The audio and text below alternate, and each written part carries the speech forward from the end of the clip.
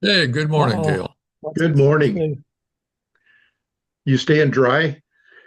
So far, basically choosing to work inside. Yeah. Yeah, Yes, Liam, sir. I'm checking my outside cameras. It looks like it's raining here. Oh, All right. okay. Yeah, I see our street is a So, little moist. yeah. No, good morning, Bill. Good morning. Good morning. Is my okay? I think my mic's working. Yeah, Yes. Yeah. working Hey, Well, good. Gail, Pat Moore had a question. Do you use the same link every meeting? Yes. Yeah, I Okay, if replied that's to the him case, too. I can include it with the automatic reminder that gets sent Oh, out. yeah, that's a Yes, good idea. please. Yeah, that's a good idea. Pat wanted to join, but he called me and said his wife wanted to go to the store, so he's not Oh, going to be able okay. to make it. Oh, well. So I'll go ahead and get started then. I guess the first thing I've got is the repeater system report. I know there's several activities going on lately. So, since Bob's not here yet, so the last work day we went ahead and swapped in the. We have two controllers, and so we just continue to rotate them yeah. through.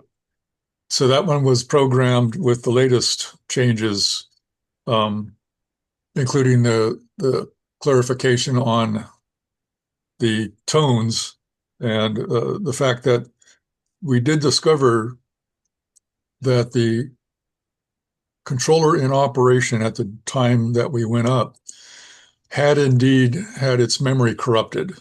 And Mm, I verified that on the bench as well. So it was a good timing for us to make it up there because while the basic repeater functions were working, that is, audio routing was occurring as expected, certain features like courtesy tones and IDs were getting akimbo. Basically, things were kind of coming apart on the outside. So that's been fixed. The other change was I added an automated system for taking the UHF repeater out and back into the system over the period that the pirates have been operating, just to see if we can discourage their incursions that way.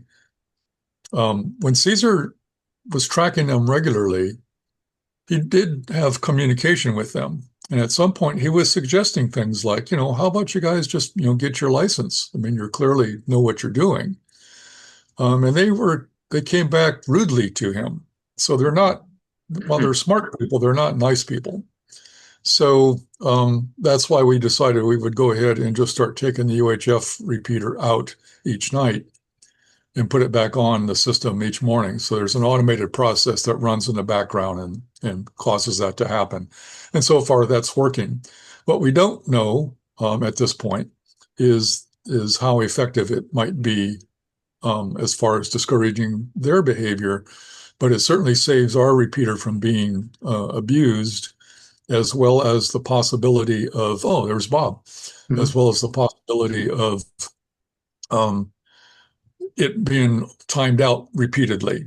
So that part's safe. Yeah. The other thing And that is new that I have on the bench right now, on that last workday, I took up a weather module that I had great hopes for because it was working on my bench, but it we had to make a change up there, and I'm guessing that maybe the companion configuration program has a feature in it that I'm not aware of. And so when I made a change to make sure that the temperature value would show up in the APRS panel, it stopped beaconing. So we don't know what mm, that is. But what I have on my bench now is the original Digipeater. I have read the EEPROM from the original program, and I have new EEPROMs I can blow to basically install the newest Digipeater UIDigi program, as well as all the changes for call signs and the new um, the new path paradigm. So that's actually in progress now. I might be done today even. So with that, I'll turn it back over to Net Control and Bob. There we go. Good morning, Bob. Oh, yes, good morning. I was going to bring up the pirate stuff, but I am making an uneducated assumption that Liam has already done all of that for everybody. Is that Yeah. right? Yes. Okay. All right. So that's the primary change to the I guess you could say ARES type functionality of the system, just so everybody's aware that 440 is not in the loop in the evening time. But one of the things that Liam and I talked about was we don't want to lose the link with down south. So that's why the link port is still connected to the 2 meter port at night. So there always is still a link there. Yeah. So just so everybody understands that.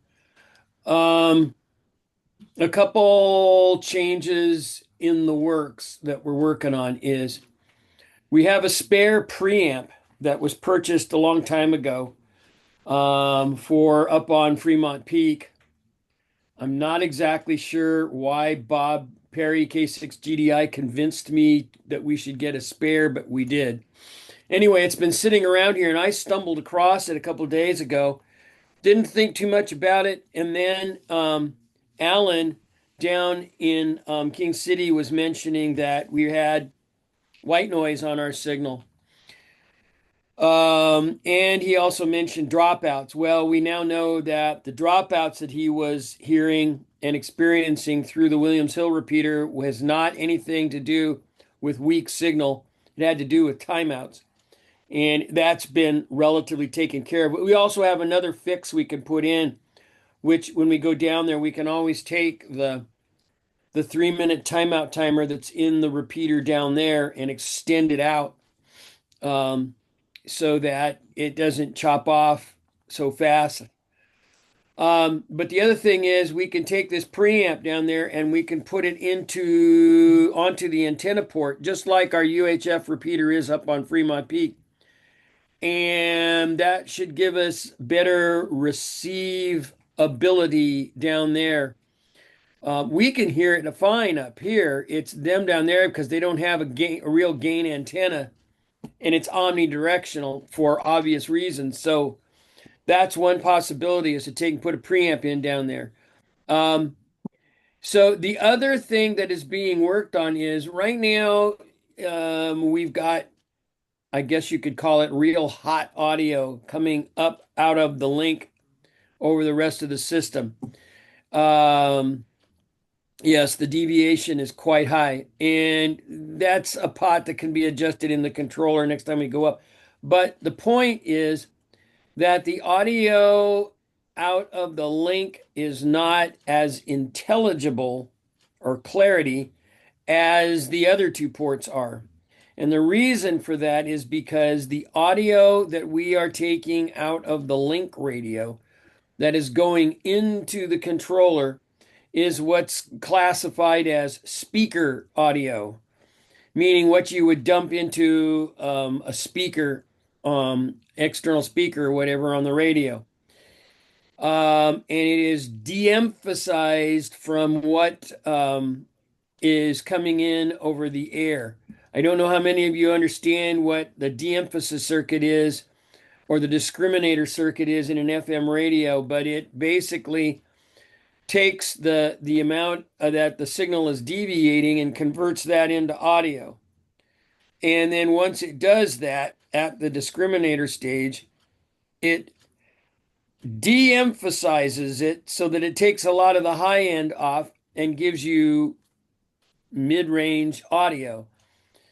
I'm working with Keith, who is kind of like the local Motorola guru. He believes he has some more of those radios, except that the model that he has a 16-pin port on the back of it, which has de-emphasized audio coming out of it. So we get literally what's coming directly out of the discriminator. That's the way our UHF repeater used to be up there and stuff and everything. And the ones that are up there now currently are the audio you do hear is basically de-emphasized audio. So all of that to say that I'm working with him to come up with another radio that we can put in place of the one that's up there and wind up clearing up or getting more intelligibility out of the audio coming out of the link from Williams Hill, which should help, a lot of people, especially some of those of us who have hearing issues. It might make it a little bit more intelligible. It won't sound as muddy. So that's in the work. Right now, the radio that's up there didn't cost us anything. It was a freebie, and Keith programmed it for us. So what I'm looking at right now is another radio that would be free. We would have to modify the connector, but that's just something that has to be done, and then just put it back in and, in essence, plug and play. So those are the hardware changes that are currently either being considered or in work. All right. Well, great. So Great. I have a question. I'd never given this any thought. Commercial FM is emphasized and de-emphasized as part of the system. Yes. I didn't know it was part of it, Amateur radio. our amateur radio It is part of amateur radio that use or commercial radio. commercial radios for Yeah, like like business fire band or fire. yeah. Yes, they use what's called you go through the receiver, you come down to a discriminator stage, which basically extracts the audio off of the signal. In this case, the audio is not amplitude; it's frequency deviation. Yeah. And so this discriminates between the primary frequency of the frequency of the primary signal and the frequency variation that's imposed on that signal. And then from there, so in other words, what they do is they enhance the signal, transmit the signal, then Yeah. de-enhance it, and out you go. And because we're putting it through a bunch of other processing, it's nice to be able to get that pre-emphasized signal audio rather than after the discriminator getting the de-emphasized signal, because you wind up losing a lot of the high end, which is where all of the clarity is or the intelligibility. So yes, it is used. And like I said, our old repeaters all utilized pre-emphasis audio. So, so you were talking about pulling audio out of the speaker terminals. The levels out of the speaker terminals, ought to be anywhere between 20 and 40 dB higher. No. That would, No, you're confusing audio level with frequency response. I'm saying I'm not confusing them. I'm making a different point. I'm not Okay. talking about the frequency emphasis, de-emphasis at all. Mhm. I'm just saying that the levels coming out of the speaker are 20, 40 dB higher than would typically come out of, say the back end of a, X, pin term, Oh, connector. yes. Okay. Okay, so And if you don't pad it, put a pad in to drop it yes. down, you will Yes. get muddiness. You are right. I see where you're going with that. And the answer is the audio that comes out of right now, because the radio that we're using does not have this multi-pin connector on the back where you can use it for this purpose. The other way you can do it, which is what we are doing, is you make a cable that plugs into the Cat5 or the Ethernet plug, which is this microphone plug on the front. Okay. And one of the pins in that plug has what's called audio out, or sometimes it's got it in parentheses, speaker out. Okay. But it is not at a high level like it is in a speaker. As a matter of fact, Got it. if you Okay. turn the speaker volume all the way off, which it normally is, you have an audio signal level. It is there, it is lower down, but no, it's not overdriving. Plus the fact that there is an adjustable pad inside the controller for that port that you adjust to make sure that your audio levels are all the same. So it is padded down. It has nothing to do with distortion caused by overdriven level audio. It has to do with just the fact that the upper end of the audio spectrum, say 2 kilohertz on up, is being attenuated down because of the de-emphasis function in the radio. So that's where we're going with that. We're trying to just not increase the amplitude of the audio, but we're trying to increase the spectrum of the audio. And the way to do that is go for and get a hold of the pre-emphasized audio before it goes through the de-emphasis filter following the discriminator. Okay. Does that make sense? Yep. We don't want to allow any discrimination. There you go. Right. Very Okay. true. That does sum it up. Yes. Okay, great. Okay. Okay, the next thing I have on here, any other comments or anything on that? Okay. Next thing I have is the South County EC report from Alan. So he had a nice meeting with Abram Bronston down at Me Memorial. And actually, I'm going to share my screen because I've got his photos. Let's see.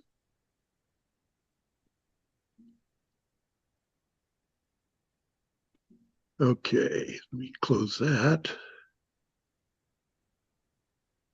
Okay, our standard has changed there. I added Alan in this one. Okay, there's our next topic. So here's the photos of the radios. And so, or the radio and the power supply.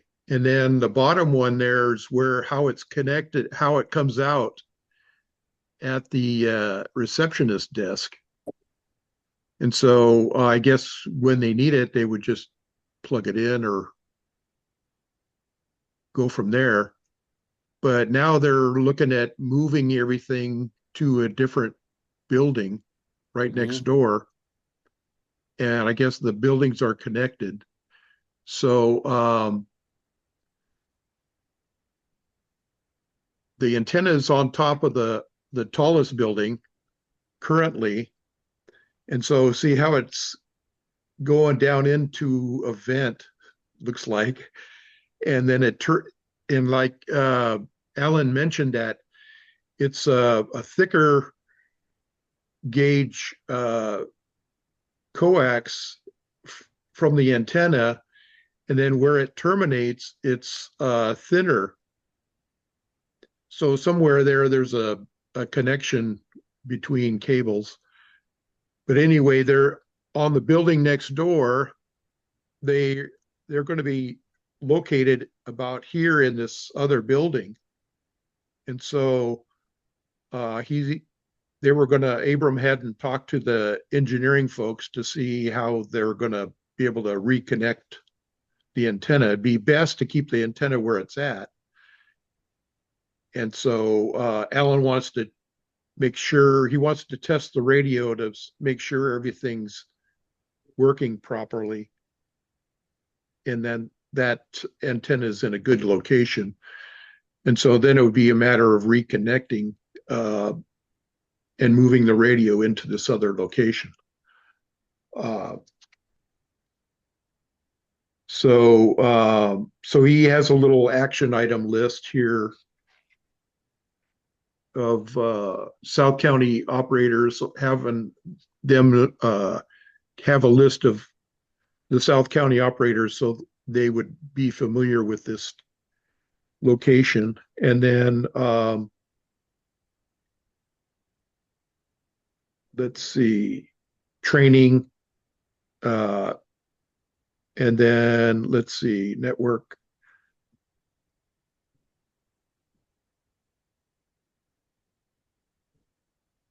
Okay, we're going to do some more things here.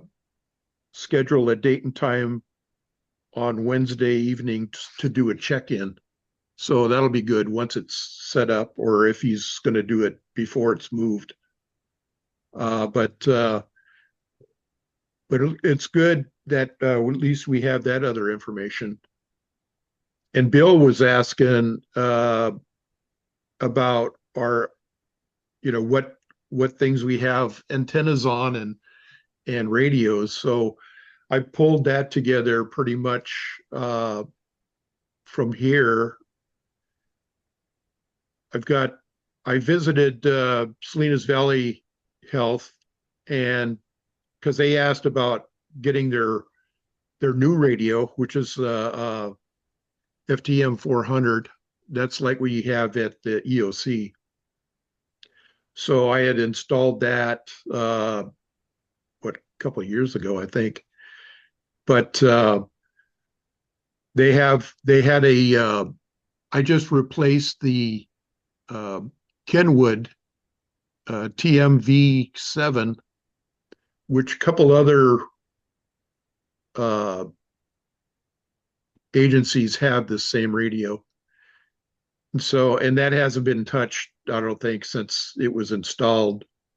This box is, I believe these were installed around 2000, the year 2000. And I can't remember who was the previous DEC that passed away. Lou Arbana. Yes. Yeah. And so he was involved with creating all these boxes, and all the served agencies essentially got one of these with radios and everything. I have the one from the Marina Airport or Marina Fire that Ken Folsom got from them when they were kind of clearing things out. And so Ken gave it to me. So I have a couple of radios I still need to check to see if they're still functional. One of them had a mic cord that's kind of frayed pretty bad, but they still might be usable. So this is the setup they have at Salinas Valley Memorial. And down below, there is another radio they use for packet. And so they have let's see, the health department got them a laptop to coincide with that and use WinLink. And so their IT person there has that laptop, and he's getting familiar with WinLink. They also have, and they have 5 team members there that have their license, their ham license. And so I asked them if they had started communicating at all, and none of them had. So I recommended that at least buy a inexpensive handheld radio and start getting used to talking amongst themselves just to get familiar with the radio. And then eventually check in with us on Wednesday nights, and then just to get additional training. So that's where that is with Salinas Valley Health. So I have a question. What's that thing in the lower left? Is that a power supply? Yes. Okay. A variable power supply. Yeah. And so that one, right. That's similar to a lot of the other ones that were provided in these boxes. And that's a Linko power supply. Okay. Gail, is Yes, that box that you're showing right there, is that at Me Memorial? Or I'm where not. is that? This one is at Salinas Valley Health. Okay.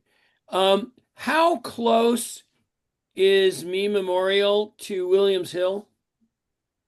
Where is Me Memorial? That's in King City. It is. Okay. Yes. Yeah. Um, you might want to make a suggestion to Alan or whomever, to go through Me Memorial in various locations in there. In other words, get with the management and say, if you guys were to set up, you were to declare some kind of an emergency and set up an emergency operations room or center, what rooms would you do that in? And then go through those and see what it would take from a walk-in radio without an outside antenna to be able to get into the repeaters on Williams Hill. The Yeah. reason I suggest that is this: Watsonville Hospital had some radios like this in the emergency room. It's connected up to, believe it or not, 500 feet of RG8. Oh Yeah. man. Yeah. Yeah, to get to an antenna on the roof that has about 2 dB gain. Yeah. And they are completely remodeling the emergency room, and they specifically said they do not want any kind of radio comm in the emergency room for a various assortment of reasons. So what Watsonville Hospital is doing, and I told them where this, I took the guys out there, showed them what it is. I said, this radio and power supply and all this stuff belongs to you. And I showed them the asset tag on it and said, you guys need to pull this out, get yourself a little 3 high or 4 high for you fiber road case, put this stuff in it, and keep it in your boardroom. In the cupboard in the boardroom, we'll stick a label on the door of the cupboard that says radio equipment. The point is that if they decide they're going to set up in one of the conference rooms, you can go grab this case, go down there, set it on the bench, talk through the repeaters on the roof, and get into the system from anywhere in the hospital. Most places, either, well, 90% of the time, where the drop happens to be for the antenna that's on the roof is not where they set up to do communications. Yeah. Yeah. I'm just suggesting that in light of what I know Watsonville is doing, and I have heard indirectly that Dominican is doing the exact same thing. And they are going, when they get in there, they talk through the local repeater, which is right up on the hill above them.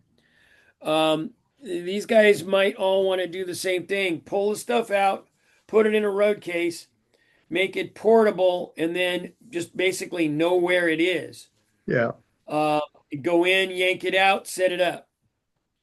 You might want to try somehow, I don't know how this is going to happen, but somehow getting yourself into the EOC there in Salinas and just go in and take all of those radios that were in that room and yank them out of there. And then somebody externally build them up into some kind of a case or something, or cases that can be stored externally and hauled in if they need them. Yeah. I'll Yeah, mention that I to them. Go ahead. I heard a word I didn't that so far isn't in my vocabulary. Dominican hospital. Dominican Hospital Where is it? in What is it? it is a hospital over here in Santa Cruz County, down by Santa Cruz. It's like halfway between, I guess what you could call the eastern side of Santa Cruz and Capitola, Soquel. In fact, it's on Soquel Avenue. Right, right. It is the largest hospital in Santa Cruz County. Okay. So in this new location that they're looking at, setting up a hospital EOC, uh, that would probably be a good place just to put the radio. But to be able to tie it to the antenna, the issue is it's the antenna's in a really good spot. And so if they move it to the lower building, it may not be. And so that's one thing that Alan wants to discuss with them, to Right. make sure they understand that. And so, especially if it's quite a distance, it'll take some expensive coax to extend that. So, however, Gail, they're going to. a very good example of the problems of having a fixed antenna drop at some location was out at the Santa Cruz County Fairgrounds. 95, we had a bunch of floods over here, and they moved a whole bunch of shelter locations. They consolidated them all out at the fairgrounds. Okay. There's three main buildings out there. There's the Crosetti building, the Harvest building, and the Arts building. And the antenna drop was on top of the agriculture building and came down in the corner. And they turned that building, which is the largest of the three, into sleeping and living quarters only. And they moved the command center desk, administrator stuff out of that room so people at night could sleep, and moved them across the quad to the arts building. And they wanted all of the radio stuff immediately moved over to that building. Yeah, yeah, There's no drop. yeah. So, yeah, the best laid plans of mice and men, so to speak. Right. Yeah, Yeah, you were stuck. yeah. So- It seems portable antenna schemes are actually the more flexible. Yes. Yes. Yeah. Yes. Now, just to give you an example, they actually moved us at one time into the Crosetti building. The problem with the Crosetti building, it is all metal roof, metal walls. Yeah. And so if you went inside there, you couldn't get out. That is why we got some antenna tripod, some tripod stands, and we put an omnidirectional antenna on one of those stands inside the building, ran a piece of coax from there outside to a 4-element Yagi on another tripod outside, and connected the coax to that antenna and made a passive repeater so that we could get from the inside the building into the local Okay. repeater. Yeah. It worked. Yeah, that's good. On Good the idea. HTs inside on low power worked like a champ. Yeah, good. Cool. Good. Good. There you So, yeah, so this is a setup here. They have two antennas set up on this site. And so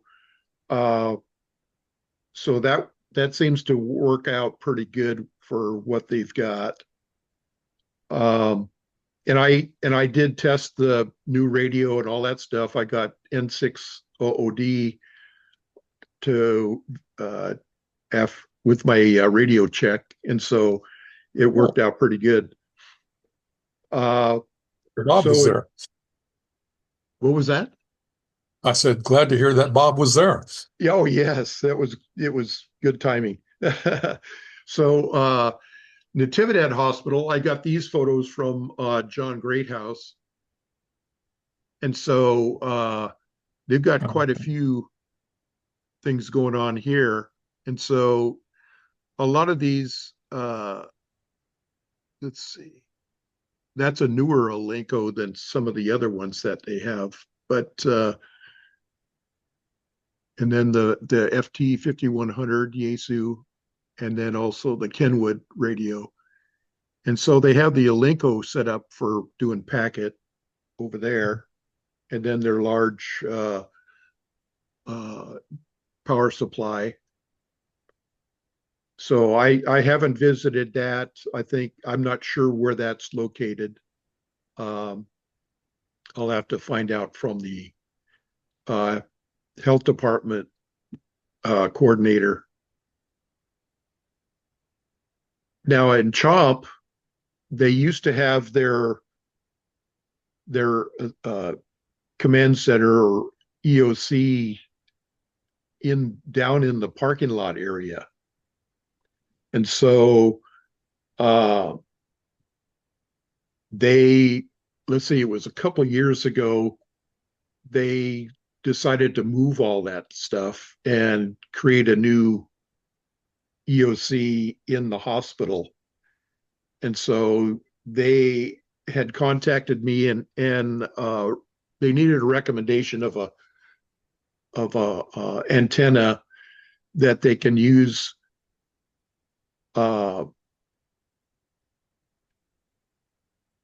actually in the new location, so they can at least have this one still available until they get the new EOC set up properly, and then they'll move the radios over. But because they wanted to have both radios up at the same time in case they had something go on. So this is what they have.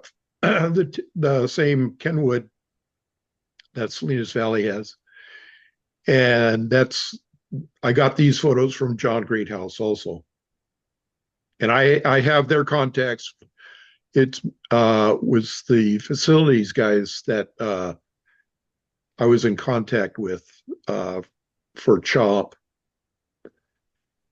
The health department, John Greathouse, with some FEMA funding grants, he was able to produce this.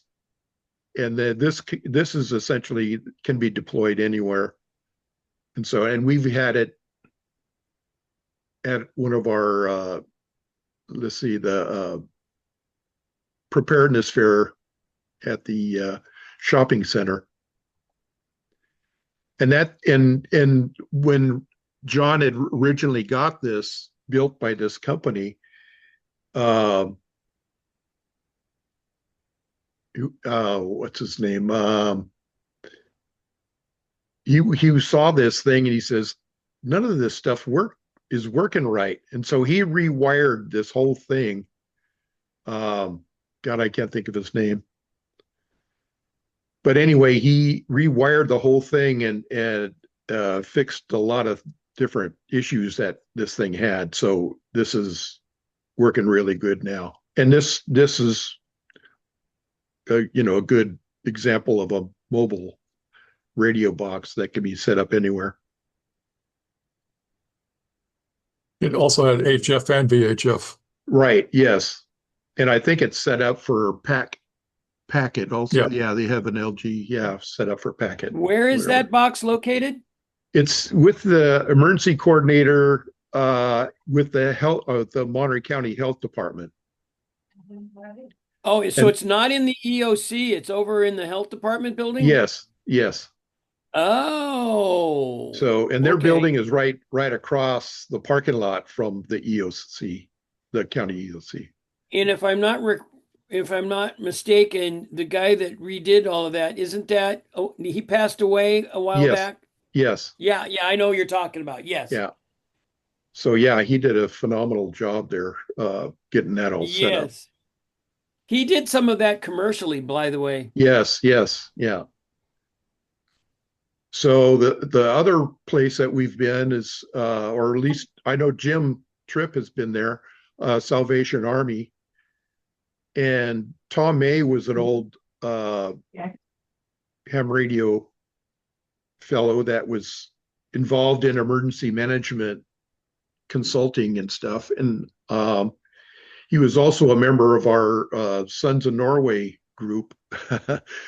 So, but they had named this, when he passed away, they named this radio room after him because he was the one that got this in to their facility. And so I know it was Jim and Wayne Thomas had tested it last time, I believe. Yeah. How long ago was that? Probably 5 years ago, Yeah, yeah. It was probably before the pandemic. yeah. So so that everything was working then. I think wasn't there an issue with one of the antennas or something? Well, we Is that installed a new antenna on the roof. Oh, okay. That's what it was. Yeah. And this is the one in Seaside, right? Yes. Yeah. And so I haven't yeah, we haven't been back since then. So So what kind of antenna is on the roof? Is that a VHF antenna or HF? There's two HF radios there, right? The one we installed was a VHF antenna, Okay. probably a dual band. now do you remember if you tested the HF or not? I don't remember testing the HF, Okay. and I don't remember seeing an HF antenna. Yeah, okay. Unless it's a wire strung up somewhere. Yeah. Big long dipole. Hey, Yeah. Jim, Yeah. do any of you guys have a an antenna analyzer, or you haven't? So you put the antenna up, the HF antenna up, but you haven't checked it, right? Well, we probably did check it at the time, but like I said, it was so long ago, I don't remember all the details. Okay. But I do have an antenna analyzer. Oh, okay. All right. Well, then never mind then. Okay. Yeah, I bought one too just to have handy. I still have to figure out how to use it, but it's pretty simple. One of those rig experts things. There's the man Uh, on the moon. yeah. And so this is the other place. I know let's see. It was SPCA. They also have a ham radio over Oh. there. And we used to have meetings over there when we had it was a group of all the different nonprofits and uh, like we had CERT and ARES and all the different folks that would be involved. We used to have meetings up there at the right across from Laguna Seca where SPCA is. And I asked them about because I heard they had a radio, and one of our guys used to go up there and mess with it. But they said they had several members or volunteers that worked there that had licenses that have used that radio. So they have one over there. And then at the, let's see, University PD at CSUMB, Ken Folsom, before he left, he had purchased 3 radios. He's purchased the same outfit that I have. It's an Anytone commercial radio, dual band, and he has 2 that are set up as deployable in his communications truck or a vehicle. They have a big SUV that he's got that storage in the back, and then with mag mount antennas set up for him. And then he's got one in their EOC in the PD, and they just moved things around here last year, and so they finally got that one set up. They have their regular off. They have a radio room off of their EOC room, and they've got their police radio, and then they also have this radio set up next to it. But I didn't check it out yet, so I have to go back and check that out and make sure it's all Um, hooked up properly. now who's this, Gail? This is at CSUMB at the police department, which Oh, I'm okay. also a volunteer over there. So yeah, they have this set up there. They're planning to put one of those other radios up at the annex where we had met before, their training annex up on 8th Avenue. Yep. And so he also purchased a Diamond, what is it, X200 antenna to put up over there. And so that'll be set up. He's got a designated area for a radio room up there, and they're going to have, since Cal Fire uses that as a staging area quite often, they're going to set up one of their radios in there, and then also probably, I don't know if they'll have another police radio in there or not, but so they're setting that up eventually.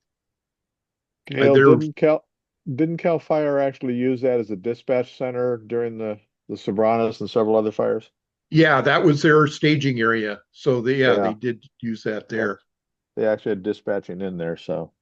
Yeah, because they have there's another building that has garage bays. That's where they were using to maintain their fire trucks also. Who's replaced Ken? Do we know? They just interviewed. I was supposed to attend one of them to be a part of the interview, but I didn't get back from camping in time.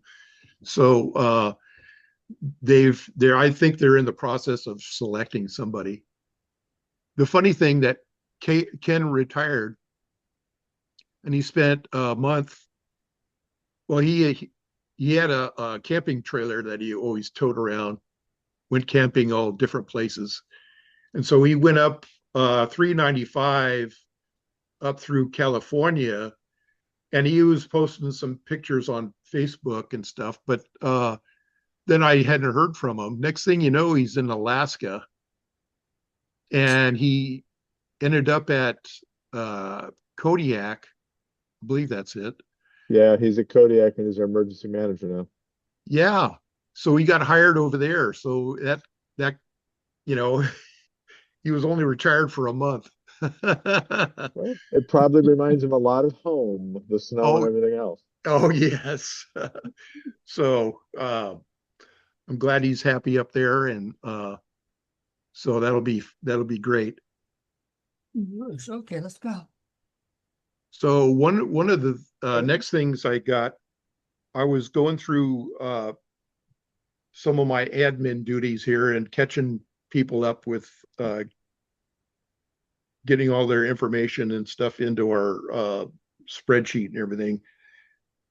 But I was also looking at creating a resource net script, because what we had, I don't have a copy of it if we had one before. But I was looking at different agencies that have different ones, and Santa Clara County is pretty detailed there. But then they've got different levels on theirs. They've got let's see.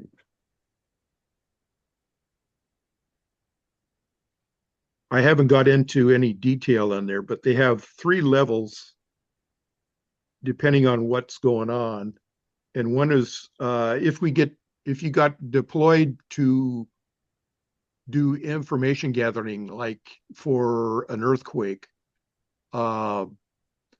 then they would have one of these where they'd send people out to identify different kinds of damage, do a windshield damage assessment type of thing. And so part of that, they created this Mike scale, and it's similar to the Mercalli scale that they use for earthquake, showing what kind of intensity it was. And so, Gail, if I may, sure, go ahead. this was created, it's a level one is information gathered, but they do not go out. You report from home. Oh, okay. I'm part of it. I helped create this. Okay. So Okay, good. this is to report from home, what you can see, etc. And it's a quick snapshot of it's designed to give the emergency managers and the county within about a 10-minute window of what the status of various agencies and cities are throughout the county. Yeah. That's all it's used for. So that's the level one. The level two is where actually you're reporting in to report to your own city Yeah. resource net. And then level three is tracking when you're actually out on the road and moving. Okay. Yeah. So this, yeah. And then some of the others are you would just set up a net that would take in after some event that happened, you would create a net and then see who's available and what times they're available and all that type of stuff. And then, so yeah, I don't know if we have to go to the level of involving the cities here. We would probably just do the county level. Well, you're going to want to know what the activation level of the cities are. Yes. Particularly if they have resource, if they're activated but they don't need their resources, then you could use them at the county level. That was the whole purpose we did it. Is Okay. if a city activated, they know who's available. The county would come and go, hey, we need, we got more damage over here. We need 5 or 6 field operators. Yeah. And that they query the cities, go, who's got operators that we can send. So it's a tried and true method for us here in Santa Clara County. It's worked very well. It's what we use all the time for exercises. It's constantly tested to make Yeah. sure we've got the bugs out. We've had it in place for about 10, 12 years or more. Yeah. Yeah. This one's from 2009. So Yeah, it's pretty extensive. But it was created out of need. yeah. And what worked, what didn't. It was tabletop for almost 3 years before we ever released it. Yeah. That's good. Cadre people. So yeah, that's kind of what I'm looking at. And so now like for CSUMB, they created a kind of a regional EOC there for the city of Marina, Sand City, and Seaside, and CSUMB. So if there was just an incident in that area, then they could all provide resources there at their EOC and then pull in whatever they need for whatever incident. And so, and they run everything pretty much the same. They're running web EOC and all that too. So, but that's what I've been up to there so far. And then let's see, our bank account is still the same. Let me comment on the mic, Mike. Oh, sure. Yep. Pat, having lived through the 89 earthquake, someplace between 5 and 6, you should have water leaves the swimming pool. Well, Right. let me tell I was in Morgan Hill, so as the crow flies, about 7 miles, 8 miles from Loma Prieta. Yeah. It more than left. It took out fences while it moved towards the street. So yeah, but now this, like I say, this was just an abbreviated version of the Mercalli scale. We didn't, once you get past 8, we didn't need to go any higher. Yeah. And it's just it's just what's going on personally with you and your neighbors. Yeah. And that's all that really worked. I mean, it actually was created after it says 2000 or 2009 on it, but it was created after we do a countywide net. Larry Carr, who is our former DEC, was actually talking. They were asking about what's going on. The San Jose earthquake is about 5.6 in the eastern. Happened while he was on air. He immediately switched it. We'd been talking about this at the DEC level and the ADEC. He switched over and immediately started gathering. We found out how bad it was. We couldn't get people to be precise and quick. And so shortly thereafter, we finalized this and said, okay, this is what we're going to do. We practiced it for 2 years before we ever really made it a part of our normal work. But I've got to record it. If you guys want to listen to it, it's interesting to hear it. The earthquake actually disrupted communications for a split second. You can hear the static and everything that occurred. And but Larry was pretty good. He Yeah. took over the net. He took over the net, unfortunately. It didn't bother to ask net control if he could do it. He just immediately started doing it. But what was cool about it is Ken Foote, who was our emergency manager or an emergency manager for Santa Clara County at the time, he was a duty officer, was a ham radio operator too. And he was listening. He always listened into the nets. And when Larry finished in about 10 minutes, he said he was going to get off the radio and call Ken, and Ken came up on the air and says, I've got it. Thank you. And he reported on up the food chain. And that's where the county realized the value in it, that they had the information literally in 15 minutes. They knew what the status was because Loma Prieta, Los Gatos, we didn't do anything like that for Loma Prieta quake. This came after. But Loma Prieta was dark. They figured, oh, we didn't hear anything, so they were fine. Well, they were one of the worst, harder hit areas. Yeah. No power, no nothing. So that's when we realized the snapshot can't work. Monterey, it's probably more so concentrated up here. We got a million, 1.5 million people or whatever it is for Santa Clara County. Yeah. With Monterey County being about 100 miles long, longest point to longest, diagonally across the county. Yeah. Game Quake is questions? probably Yeah. Go ahead, Bob.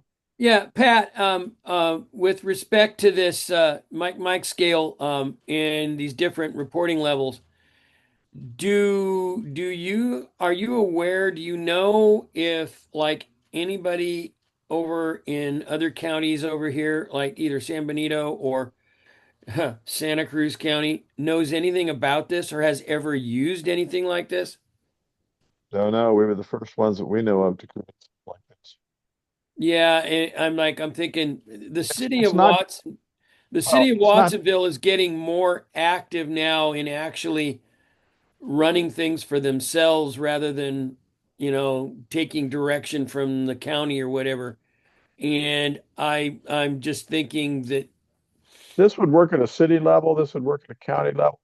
oh, Wasn't designed yes, to I work, can it see wasn't that. designed to work across or between counties. Yes. Although it could because Loma Prieta would have been between two counties. So it would have been interesting to gather that information because obviously Watsonville went silent too during Loma Prieta. Yes. Uh, so Well, this is one of the areas where amateur radio really fits in is mhm, how can we as, ham radio people gather useful information immediately and then get it forwarded to a government agency as directly as possible so they can utilize that information. Yeah. Um, we are in essence the instantaneous, here's what you got, people. Hmm. yeah. And that's something that a lot of times we just, for whatever reason, don't do. I do have one other question for you, and that is, seeing as you are one of the, well, you are the only last official person in this conversation this morning that's been inside the EOC over there in Salinas, do you have any suggestions on how to get in and get to the amateur radio equipment in that place and pull it out so that it can be modularized? Well, I've got the usual stock answer, and that's reach directly out to the director, which is Kelsey, Yeah. and say, look, we really want to pull the equipment out. It is county equipment, so that you may have to talk your way into that.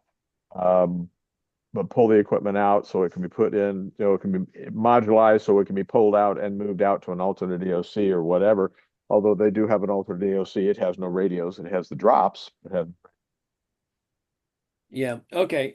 I built the alternate EOC, that's why I know. Yeah. But Kelsey'd be the person to reach to. And what the other thing I wanted to say about this is this actually starts at a city level. Every city does for the first 5 minutes, they do the information gathering and then they report up to county. So the emergency manager in the city has the information pretty much within 5 minutes, and then the county has it within 10 to 15. Which is And it's exactly what Watsonville is starting to do. Yes. Yeah, so at a city level, this works really well. We have a lot of what do they call them? The ones that fell in Northridge, the apartment complexes that are Oh, not yeah. they can't take the sheer movement. Yeah. They've got parking garages underneath and apartments above, and those are the ones that collapse in Northridge. We've got tons of them here. Soft story buildings, I guess is what they call them. We know where they're at. We've got people that literally, whether it's CERT or ARES races, that are going to go look, but they've got good line of sight on them to know whether they've collapsed or they're burning, etc. So this is really useful at a city level for us here in Gilroy. Um, and like I say, the county appreciates it too because they got nothing down here. South County, if the Right. earthquake's big enough, it's going to be an island to ourselves. We expect all of our bridges to collapse, Yeah. both at the north up by Bailey and well as south down in the Sergeant Ranch area. Mhm. So Yeah. we will be trapped. By the way, Gail, one further piece of information I forgot to mention about Santa Cruz County, and that is that the Office of Emergency Services or Management, or in our case, OR3, Yeah. um, falls under the county jurisdiction of the county administrator, Yeah. who was Carlos Palicos. He is the one who went out and copyrighted and changed the name to Office of Response, Mhm. Recovery, and Resilience. Okay, he has retired. He is, I believe, officially now no longer associated with the county. They have a new administrator who is being confirmed. She was the county administrator back sometime before the person who Carlos took the place of. So she has been there before, back when things made sense. And it has been posed to her that they go back to looking at revamping OES as OES or OEM, whichever you want to call it. Yeah. So just letting you know that the guy who went in and politically tried to change everything is gone, and Santa Cruz County has now got a different administrator and responsibility for county emergency management. Who is she? Oh, I've got it. I'll have to pull it up. I'll send it to you, Pat. Okay. All right. Yeah. Yeah. Uh, Sounds good. I do know that several of the people in the emergency management office really, really, really like her. And that is a good thing right there because if you ask them any questions about Carlos, they were very, very stoic and very quiet about it, which told you have to read between the lines, but there was a lot there. So anyway, it looks like it's a good thing for us. Good. Rosemary still over at UC Santa Cruz? I'm sorry? Rosemary still over at UC Santa Cruz? Oh, no, no, no. Rosemary left Santa Cruz, UCSC, and came to Santa Cruz County and was there for as the manager of OES for 2 years. I Two know, but years. she went back to Santa Cruz, UC Santa Cruz. Oh, she did. Yeah, she went back not as that function, but as something different. As So of when? when she left, probably a year after she left the county. Because I know she had family medical issues she was trying to help with, but I've got her private context. I will find out. Yeah, I've lost touch with her. It's been a couple of years. Okay, I will let you know. Comment? Good. Jim, go ahead. Yeah, I believe there was some concern about, well, concern is not the right word, but whether other areas were using the Mike scale. And I remember hearing the Santa Cruz ARES net use it as part of their exercise one night. Okay. Excellent. Yeah, good. Okay, works. I will I'll contact the oh crud the regional manager for races over here and find out from him. Okay. If Jim, just FYI, if anybody uses this, don't just use what you're looking at here. Take the script and take the tally sheet with you because they can all be modified. Everything's there. Go Yeah. up to the Santa Clara County Areas Races website and all it's there. I have a copy sitting in my EOC. I have a copy sitting in my office here because I'm actually the remote already stood up station if stuff goes sideways because I've got enough battery backup to keep me going for days. Yeah, I got it all here. Yeah, but the scripts, no need to rewrite the scripts or even just I say the tally sheets are what really makes it easy. Yeah, because And this is well, the first part is 12 page, well, yeah, 12 pages. And the other part is, let's see here. there should be no 12 pages. There should be one tally sheet that has all the cities listed on it that the county uses for Yeah, tallying. Here in the city, have our own tally sheet just for locations of the hams throughout the city. yeah, Pat, did you say that all of this information is on the Santa Clara County website? Yeah, yep, yes, it is.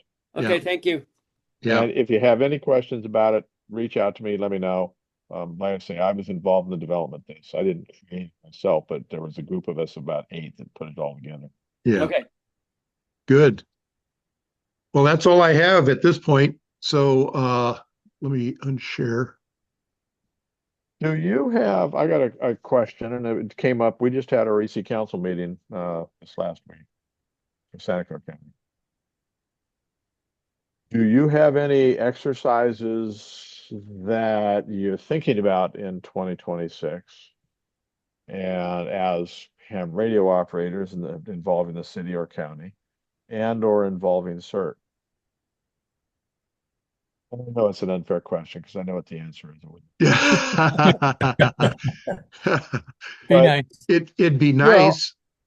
I'm just trying to, base my based on my experience up here, based on my background in emergency management, I'm just trying to put some bumpers up there so everybody keeps going because as a region we need to survive.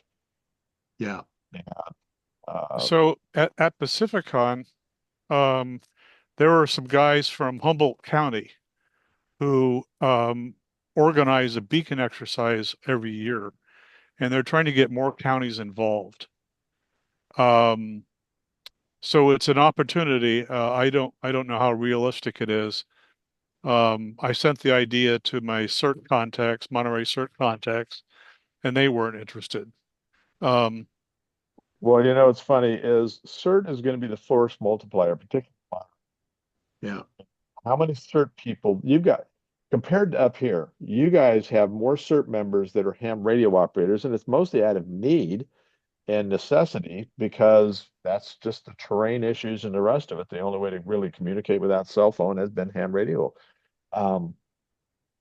But the division between this, these little kingdoms or fiefdoms down there for CERT is just, it's something I was never able to overcome when in 7.5 years I worked there.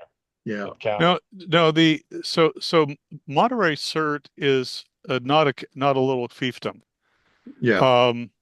When CERT gets called out, Carmel Valley shows up, Pebble Beach shows up, Seaside and Marina show up, and they consider anybody that calls them west of the Salinas River is fair game because that's who they train.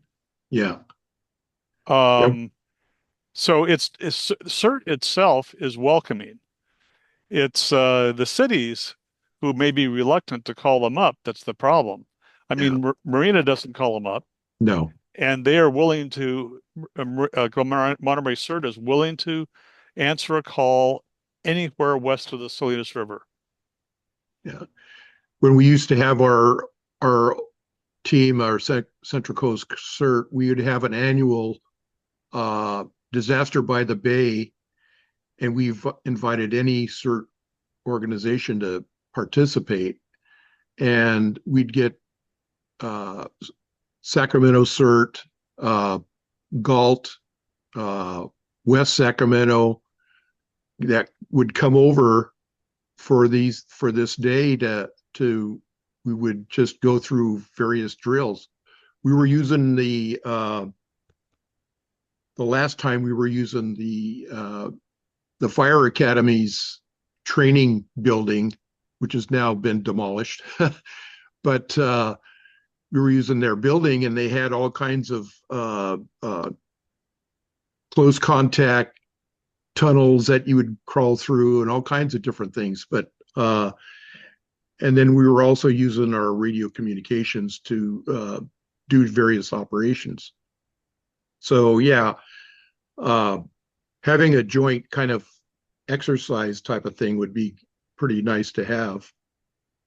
I didn't mean that to sound the way it came out. What I meant is Monterey County is unique in the fact of its size, and there are still pockets of CERT here, there, and everywhere. Yeah. As opposed to a unified one. That was the thing that the county was supposed to be doing. Yeah. We were attempting to get there before I retired. The county be the alerting agency. Cities were independent. They had their own CERT teams, etc., regional CERT, or whatever you want to call it. But Monterey is still fractured county as far as coordination. Yes. Mm-hmm. The Bay cities are pretty well coordinated. Monterey took it on because they've got one of the more robust programs, etc. But it's still a fractured county, and it's still in terms of communication. It doesn't extend to Salinas. It doesn't extend to and South Salinas County. Salinas is the largest damn city you got there. Yeah. Yeah. Quake wise, it's going to suffer the greater damage, probably more than some of the places along the bay. But it's just, that was always my frustration, is that we were making inroads when I retired. And unfortunately, those who shall not be named just let everything die on the vine instantly after I left. And it was just sad. Yeah. FYI, Monterey is held up as the example of an organization that has got its shit together. Yeah. I use it up here. I pointed out here to the people in Gilroy what they should be. I pointed out to the people who are up here in county north of us what it should look like. And they all are still fractured. There still is no common, as FEMA intended, there still is no common leadership across the region. There should be. It's countywide. Yeah. It's just frustrating, and I don't think we'll ever see it in my lifetime. But it's, who knows? When the ground stops shaking, it's not a question of if; it's just going to be a question of when. Yeah. And poor Monterey is going to be getting all the people leaving the Bay Area. they're going to be migrating in that direction. We know that. Now, FYI, there's my guesstimate, and Liam, correct me if you think I'm wrong. Um, there are about a half dozen ham radio operators in the Monterey CERT group. Mm-hmm. And I would guess that there's a total of maybe 40 or 50 people that are active in Monterey CERT in some I form, thought I thought there were more than that. but there's only about a half dozen hams. Yeah. South County, they're almost all of them are hams in their Yeah. CERT organization down there. Yeah. But again, they're so close, they respond with the San Luis Obispo folks. Yeah, Yeah. right. Yeah. So it's I like, think South County hello, CERT disbanded. did Yeah. they? Oh, wait, Yeah, whoa, they whoa. did. Are you referring to South Monterey County CERT? Yeah, Yes. yeah, John Yeah, Foster and Company. yes. They officially disbanded their leader actually passed away. And what that is one of the reasons why Fremont Peak Repeater Association took over the management of the Williams Hill repeater Uh, is Yeah. because it was originally under the management of the South County CERT group, and it was they went out, got a license, and it was utilizing their call sign KC6ERT. Mm-hmm. And when they knew they were going to disband, there was that meant that also their license would go away. And there was a CERT group in San Luis Obispo, Yeah. Hmm. Yes. Yep. yeah, that wanted the call for their repeaters down there. And so that is where the call sign supposedly has gone to. hmm. And it was his request that we go ahead, and since we put the repeater in for him, that we go ahead and take over responsibility for it. So that's why it is now under the management of Fremont Peak Repeater Association, and that is why it has our call sign now. Yeah. I did not know they disbanded. I knew when he Yes. passed that it probably would occur because he was the driving force for it. Well, Yeah. several of the people down there that were involved in it um, passed away, and then a bunch of others moved out of the area. So Yeah. yeah, they were getting really thin, and their leader he was getting well. I didn't realize the medical issues that he had, but he just couldn't keep up with the duties of it anymore. Yeah. And so he contacted me and says, "Hey, I want you guys to take this. We can't deal with it anymore." Okay. So Okay. Yeah. yeah. So that's that. Yeah, you are right. They did officially disband. When it was active, the majority of the members had ham licenses.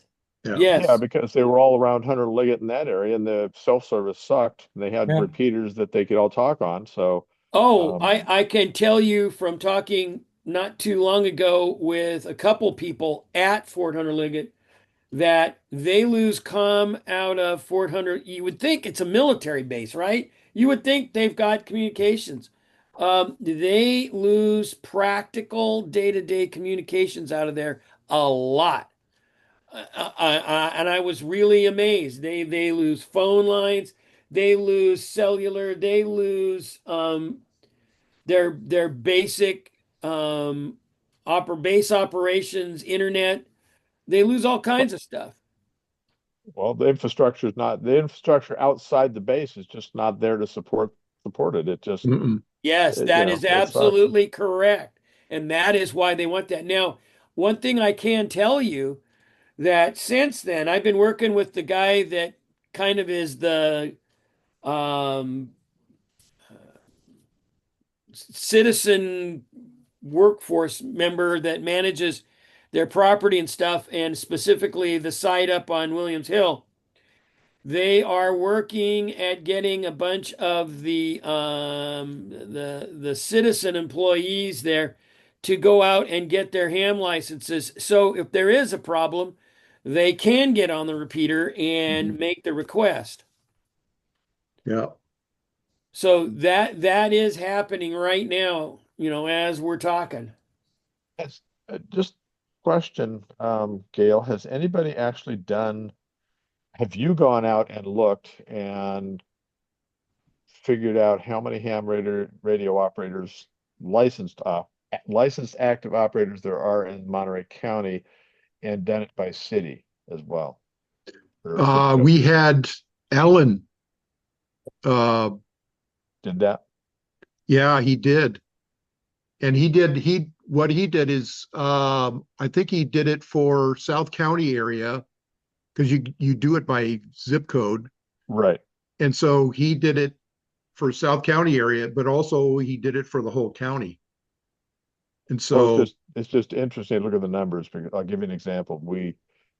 I did it for Gilroy, and we did it with the intent in mind. We were going to do a mailer to try and find out if any of these people were interested in MCOM. And of the 204 licensed active hams I have in Gilroy, we wow. sent a card to every single one of them, and I got 10 responses, Yeah, yeah. which And I is think Alan did the same 5%. thing.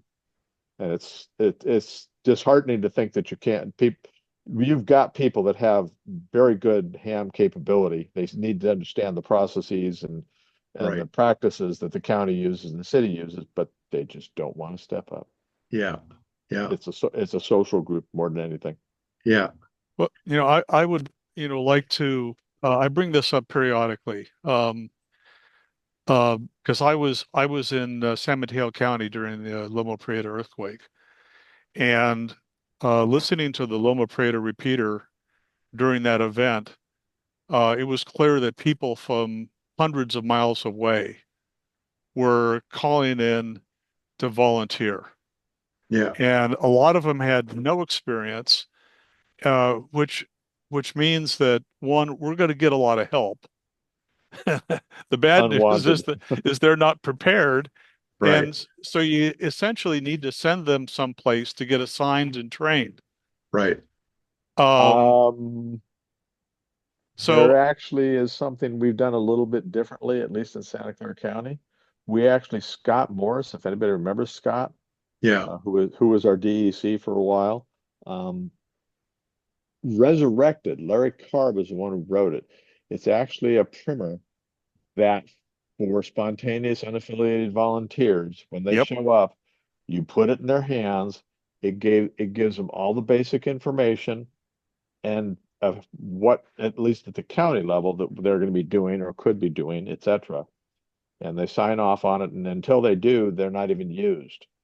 yeah, Then right. we had an emergency volunteer center program that written by Marcia Hovey, who, if you're in emergency management, she's been around for quite a while in California.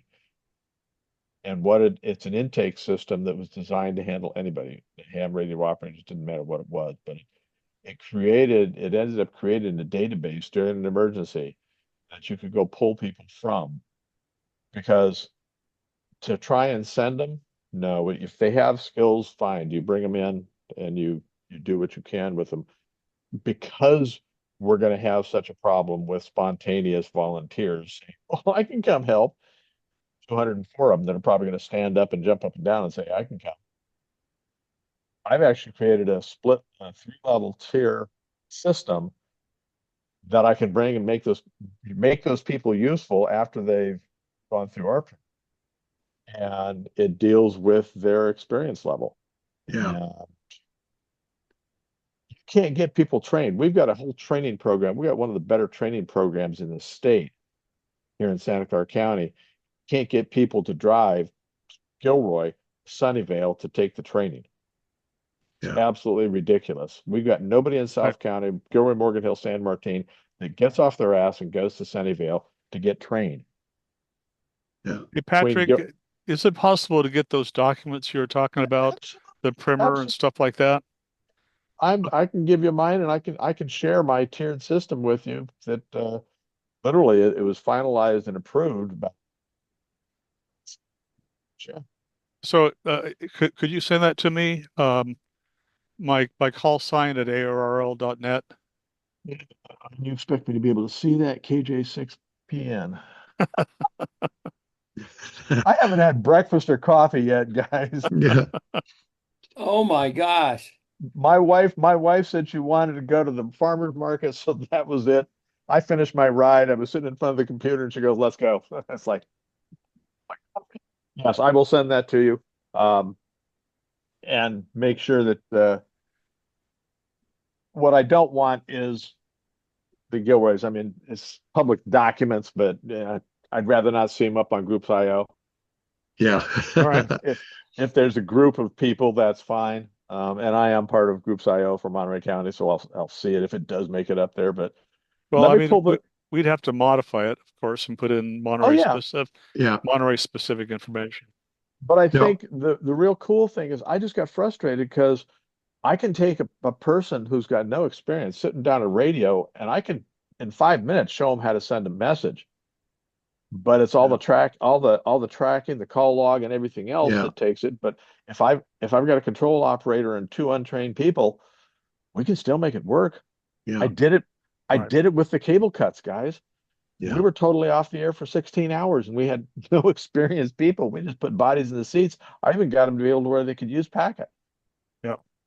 So yeah, I will send that to you. Give me a day or two here. I've got some other stuff I've got to get done. Um, and Jim knows that he's disappeared here from the camera. Yeah. I'm doing some stuff for him specifically. So Okay. I've got to get it finished this weekend. But yeah, I mean, use me. I don't care. I've got access to tons and tons of information from across the area, region, across the state. Um, use me as a resource. If you're looking for something specific, let me know. Because one of the jobs I had when I first started working for Santa Clara County OES, way back when, 10 years ago, um, I did research for plans. I did all Okay. the supporting research. Well, my first one was animals and disaster. I spent 6 months coming up with all the resources that you needed to support a full-on earthquake in Santa Clara County and where you would get those resources. And I had to reach across the country for a lot of it. The region, the country. So Yeah. I became an expert at searching the web. So if I don't have it, I can get it. I've got enough contacts in the emergency management realm that I can reach out and go, okay, point me in the right direction, guys. That's why I'm still Great. connected. You can take Yeah. me out of the job, but you can't take me out of the fun. That's right. Yeah. And Yeah, also, check your text message too. I saw it pop up. Yeah. Okay. Bill, Sarah Blackstone, she was instrumental in getting the Recovers website I think it was during Silveranes fire that would identify people with that wanted to volunteer for things and actually for donations and all kinds of stuff. And so they put together that website together. I think it's still available. I don't know if it's active, but they use that. It took a lot of the coordination and all that stuff out of it, and it allowed that website to sort everything that people were wanting to do. Yeah, And that was one she's of the big. Go ahead. yeah, she's the one of the board members for the SERVE organization. That's the Yeah. funding part of Monterey CERT. Ah, okay. Yeah. I remember that was probably going about a year or two before I left. Yeah, But all the documents, I mean, the EVC idea concepts up here in Santa Clara County, the county decided they weren't going to do it. And so the cities dropped it. And I latched on. I helped Marcia put together. I didn't do it. She created the information, but I put together all the packages and she literally had a box that you could give to a city and all the instructions, all the training materials, all the forms, everything were in this one box. So yeah, every city had one. And I managed to latch onto one of those about a year ago. And so because I'm trying to revive it here. And fortunately, our city manager left. We're going to get a new one because he didn't support volunteers at all. He didn't see the use for them. And so I'm trying to reestablish the Emergency Volunteer Center here in Gilroy so that we can handle the intake of people who want to be part of CERT, people that want part of, amateur radio, want to be part of emergency communications, whatever. And I'm getting there slowly. I think if we get a new city manager that actually has a shoulders, it might be. Yeah, it's a resource that's there, you know. It's just, you know, the big thing is the liability. That's the other part, at least in Gilroy, that I'm fighting. Is the risk manager is also our HR manager. She has been here forever.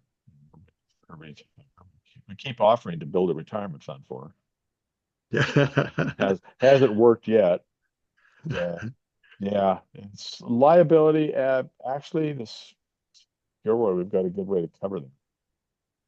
Since everybody's disaster service work. Yeah. Government is a disaster service.